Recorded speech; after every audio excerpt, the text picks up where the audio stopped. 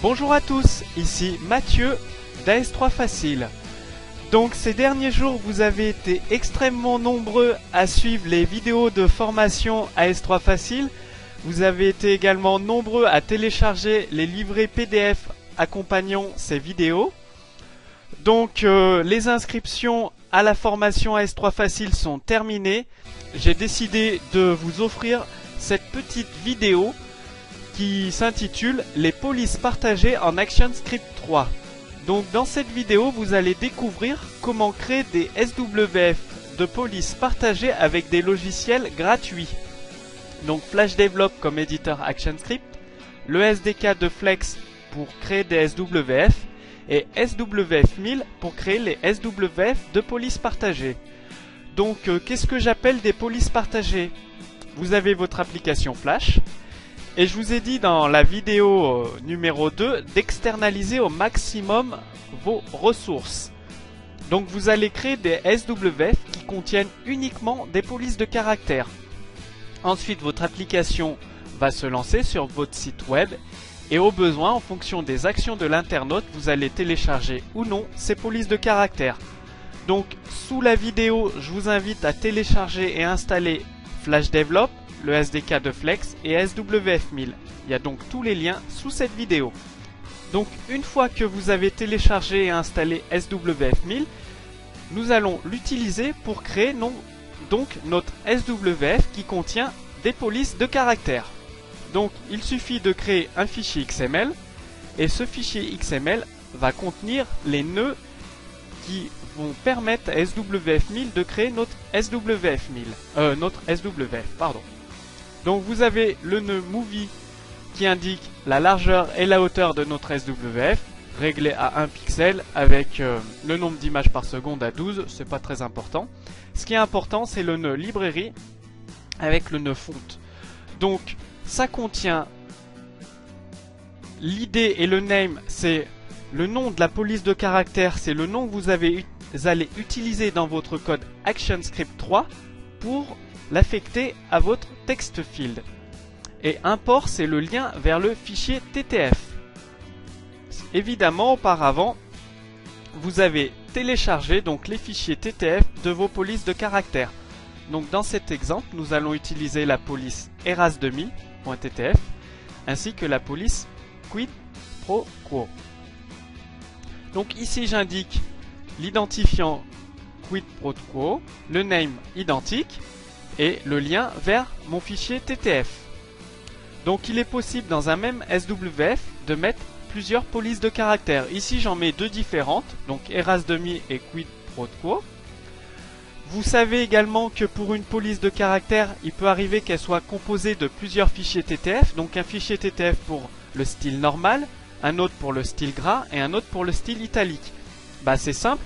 Par exemple, si vous souhaitez ajouter le style italique de quid pro quo, il suffit de copier-coller cette ligne juste en dessous, de donner absolument le même identifiant. Par contre, vous changez le lien vers le fichier TTF et vous redirigez vers italique. C'est-à-dire que si dans votre text field vous écrivez du texte en italique ou en normal, en appelant le même nom de police de caractère, vous pourrez utiliser les deux styles sans problème. Et un autre paramètre très important, c'est le nœud import. Donc le nœud import, ça contient l'URL vers votre fichier SWF de fonte, de police de caractère. Donc c'est-à-dire qu'en tapant cette URL dans votre navigateur, ça doit afficher donc votre SWF qui contient les polices de caractère. C'est très important, c'est-à-dire quand vous avez SWF1000 crée le fichier SWF de fonte, il va interroger cette URL pour se charger en lui-même.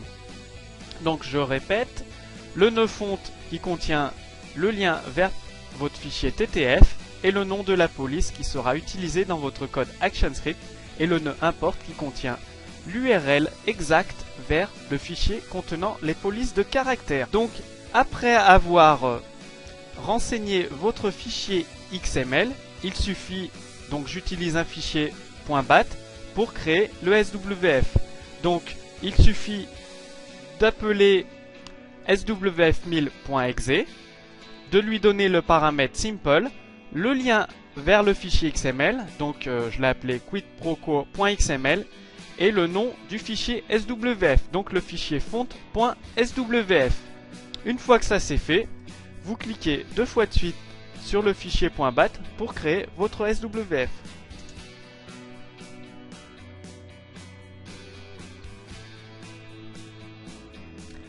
Donc voilà, vous avez votre fichier SWF qui est créé et qui contient donc les 2 polices de caractères que nous avons spécifiées dans le fichier XML. Donc ensuite, après cela, nous passons dans notre éditeur ActionScript. Donc dans notre éditeur ActionScript, nous créons tout simplement un nouveau projet charrette font. Dans la classe main que nous utilisons pour la compilation de notre projet, donc nous utilisons la classe loader, donc nous créons un nouveau loader pour charger notre fichier SWF de police de caractère que nous venons de créer avec SWF1000. Donc nous nous abonnons au content loader info pour écouter l'événement complete, c'est-à-dire quand le fichier SWF sera fini de charger, et l'événement error s'il y a une erreur, en cas d'erreur. Et donc là, nous renseignons l'URL de chargement du fichier SWF contenant nos polices de caractère. Donc, vous remarquez que cette URL, c'est exactement la même que dans le fichier XML qui a été utilisé par SWF1000, tout simplement. Ensuite, la classe URL request pour charger ce fichier SWF. Donc, une fois que ce fichier SWF est chargé, la méthode completeHandler est appelée. Et après, vous pouvez utiliser tout simplement vos polices dynamiques. Donc, bon là je vais vous montrer un exemple avec le composant UI Text Field du framework ActionScript Facile. Donc pour rappel, le framework ActionScript Facile est disponible gratuitement pour tous les abonnés de ma newsletter. Donc il suffit de vous abonner à la newsletter pour recevoir l'ensemble du code source. Donc nous créons un nouveau text field. Nous affectons le texte, les coordonnées, et c'est là où ça devient intéressant. On change le format, donc on choisit la propriété font et on lui donne le nom quidproquo. Donc ce nom-là, c'est le nom que nous avons renseigné dans le fichier XML, c'est le nom de notre police qui est associé au fichier TTF. Ensuite, très important de passer ce paramètre embed font, donc police embarquée à true. Et tout simplement, nous ajoutons notre champ texte dans la display list. Pareil, là, nous créons un deuxième composant UI Text Field en mettant un texte différent. Et là, nous prenons la police de caractère ERAS-demi, donc en changeant son format. De la même manière, nous passons le paramètre embed font à true. Et voilà, nous l'affichons à l'écran. Nous procédons exactement de la même manière avec la classe TextField native de Flash. Donc on crée un nouveau TextField, on affecte le texte que l'on souhaite voir affiché à l'écran, ses coordonnées, et on crée un nouvel objet TextFormat. Dans le TextFormat, on renseigne la propriété font avec le nom de la police de caractère à utiliser, donc c'est le nom qui correspond au fichier XML au fichier .ttf de police de caractère. Ensuite, à l'objet texte, nous lui appliquons le texte format et, comme tout à l'heure, nous passons la propriété embed font à true, donc très important, puis nous ajoutons notre texte sur la scène. Donc ensuite, c'est la méthode error handler, ce que nous faisons en cas d'erreur. Par exemple, nous affichons un message de debug dans Firefox via l'extension Firebug. Ensuite, il ne nous reste plus qu'à compiler notre SWF.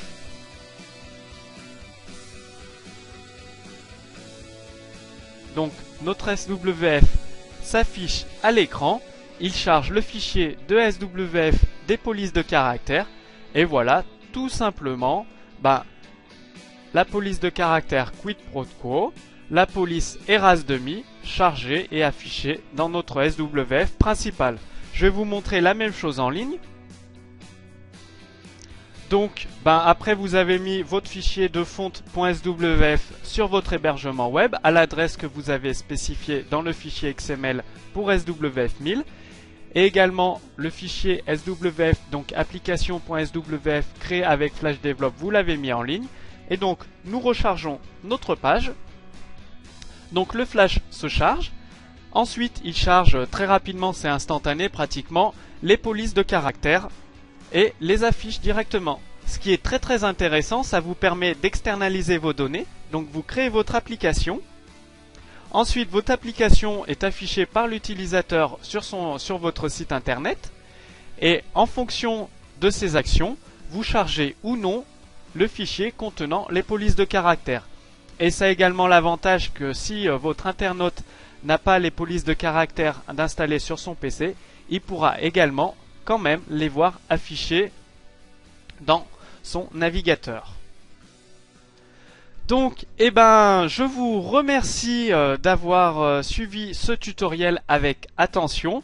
Sinon, donc en attendant, moi je vais me concentrer sur la formation AS3 Facile pour aider mes étudiants à acquérir toutes les compétences nécessaires pour faire d'eux des développeurs professionnels en ActionScript.